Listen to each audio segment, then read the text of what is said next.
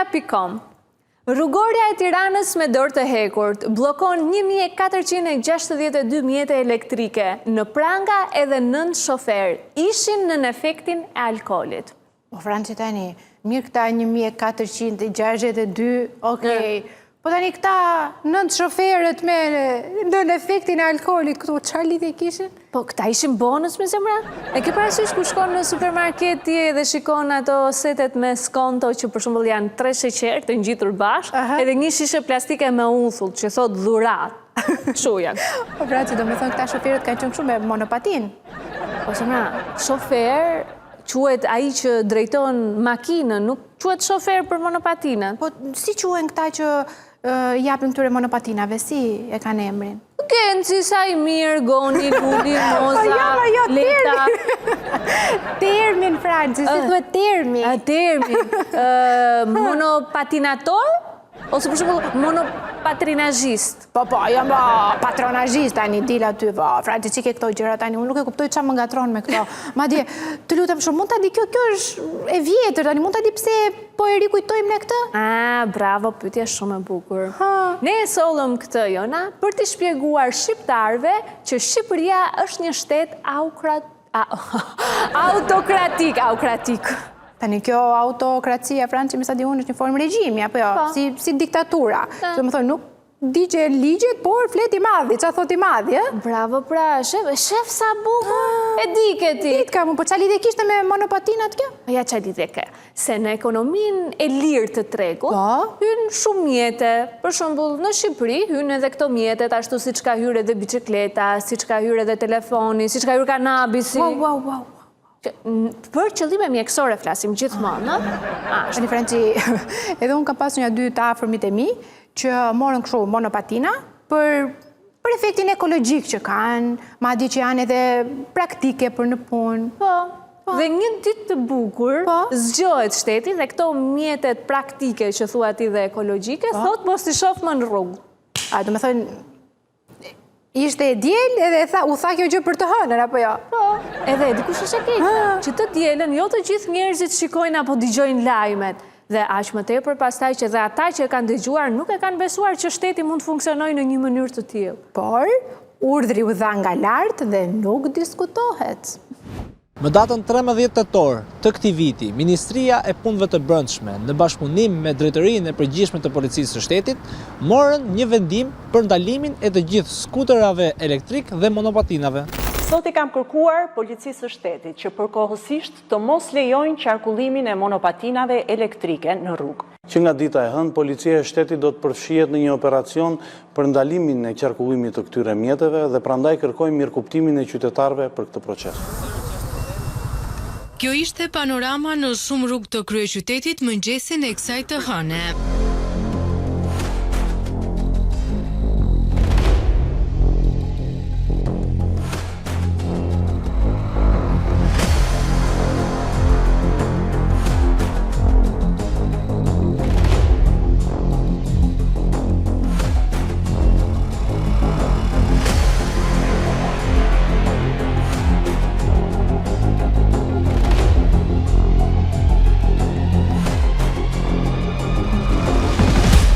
Masat që ka marrë Ministria e Policisë nuk janë fare të themi të zgjuar, sepse edhe çdo gjë për t'rregulluar duhet të bësh me hapë të konkrete dhe me një program, jo sot për nesër anullojmë, të marrëm, konfiskojmë dhe e zgjidhim problem. Unë jam me motor elektrik, jam i pajis me patent. Patent kamioni, motori, gjitha.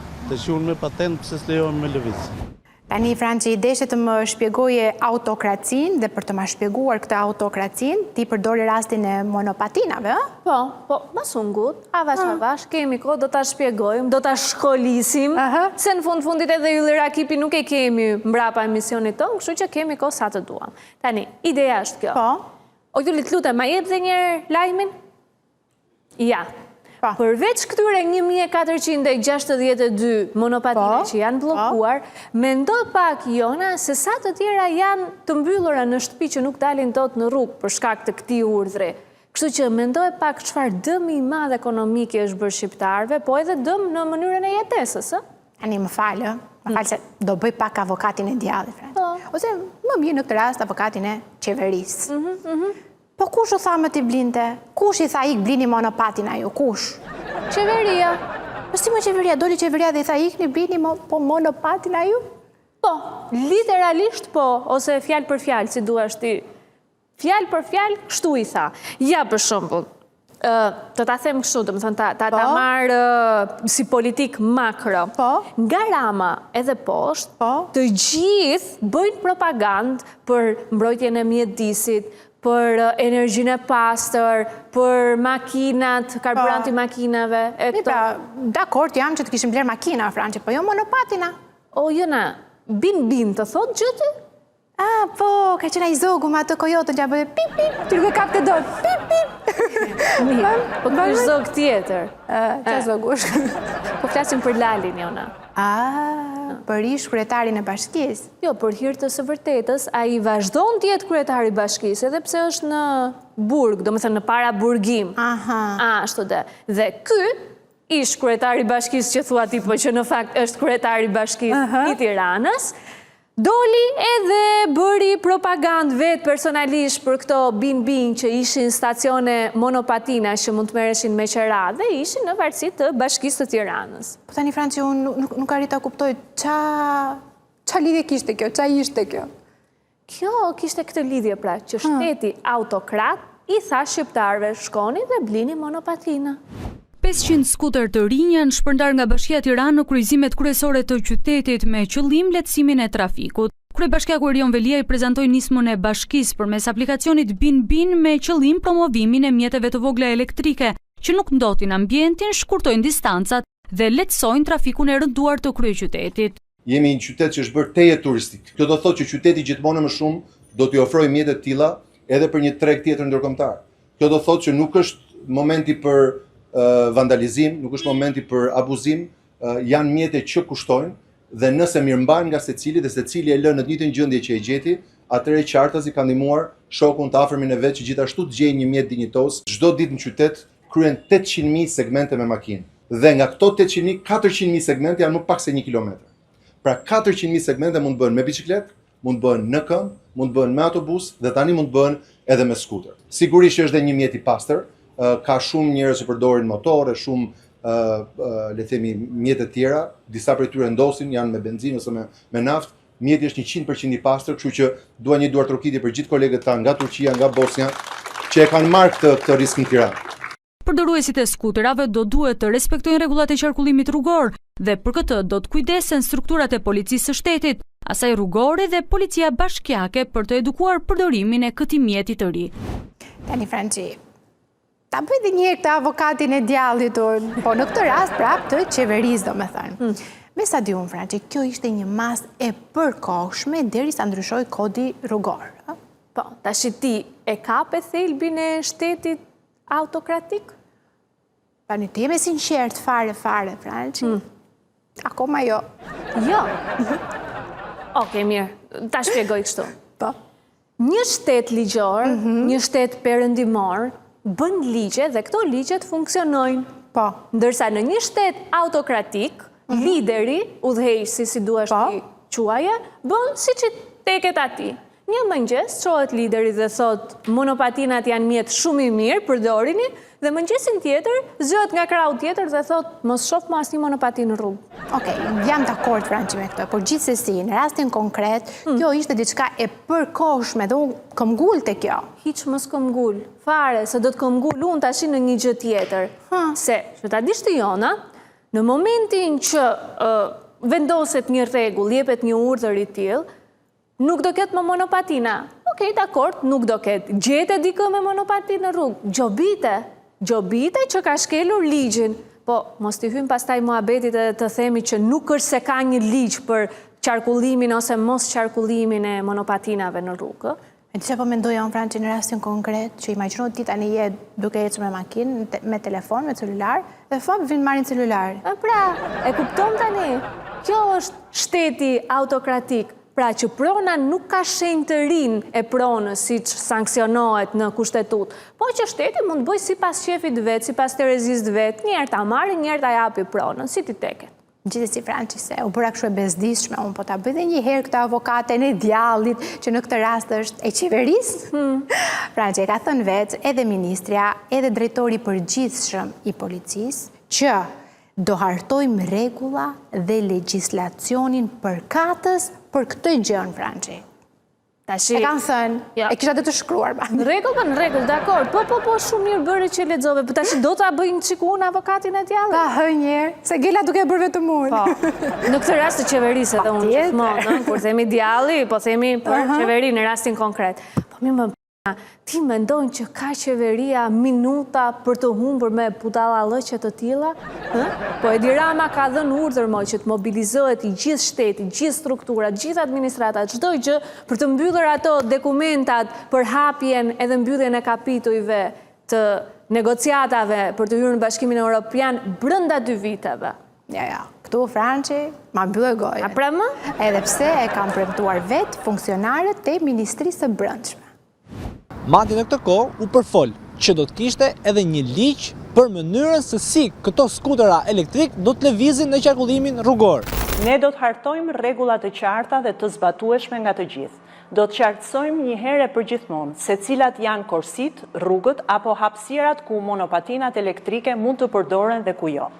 Si dhe kritere për moshën e përdorimit, masat mbrojtëse si kaska, ndriçimi apo shpejtësia e lejuar. Për të adresuar këtë problem dhe këtë rrezik që i vjen rendit dhe sigurisë publike dhe përdoruesve të rrugës nga përdorimi i këtyre mjeteve, ne kemi përcaktuar dhe një procedurë standarde bazuar në ligjin e policisë shtetit për të adresuar këtë problem, duke ndëshkuar drejtuesit e këtyre mjeteve dhe përdorimin e këtyre mjeteve në rrugë urbane, duke përfshirë dhe trotuarët dhe duke arritur deri në bllokim administrativ të këtyre mjeteve. E kuptove tani e dashur mike se ç'është shteti autokratik? Në një farë mënyrë, Franci, monarkia absolute. Jo, se dhe monarkia absolute i ka disa rregulla, ndërsa në rastin konkret, lideri bën çati do i qefi me pronën, me ekonominë, me mënyrën e jetesës. Dhe do zoti Franci zgjohet mirë në mëngjes, se mund ta bëj gjëmën, Po ka dhe një ligj tjetër, ama. Nga këto këtë monarkisë, më fal, autokracisë. Jo, një ligj universal, po thosha, që kur ligjet janë të pasbatueshme, ose janë, ku diun si të them absurde, populli çohet dhe rebelohet. Dhe kur thamë ne që kishte dalë ky ligji për monopatinat? Me sa e pash në titra aty, ishte në arkiv 13 tetor. Bukur, 13 tetor. Pra i thonë 14 tetor, 15 tetor, 20 tetor. 31 tetor. Pse 31? Është Halloween.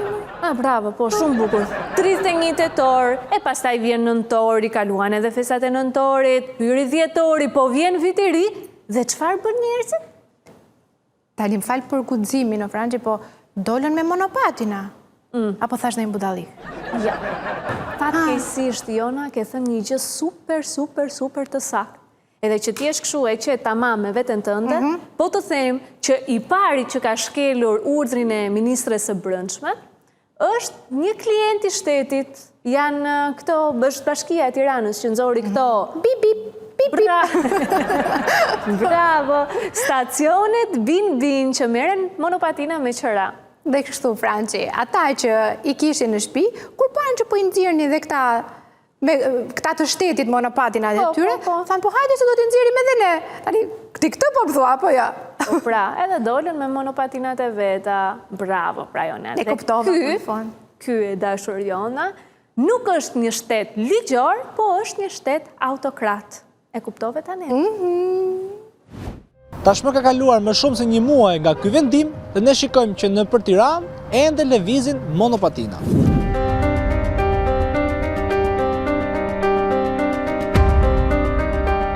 Shikoni pak të monopatinat të cilat janë të parkuara këtu dhe janë të Bashkisë së Tiranës. Si mund të qëndrojnë këto monopatina këtu përderisa përdorimi i tyre është i ndaluar?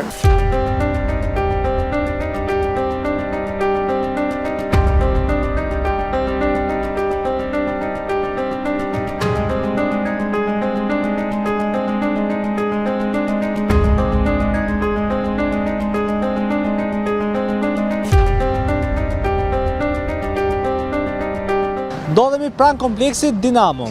Shikoni pak këto monopatinat e parkuara këtu. 5 copë. Ende në qarkullim, pra monopatinat, sipas Ministrisë së Brendshme në bashkëpunim me Policinë e Shtetit, nuk janë ndaluar dhe nuk janë marrë asnjë mas apo ligj ndaj tyre se si duhet qarkullojnë në rrugë.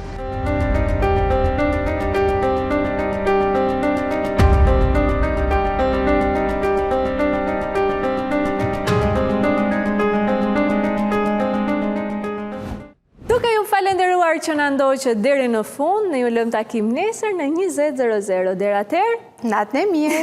Natën.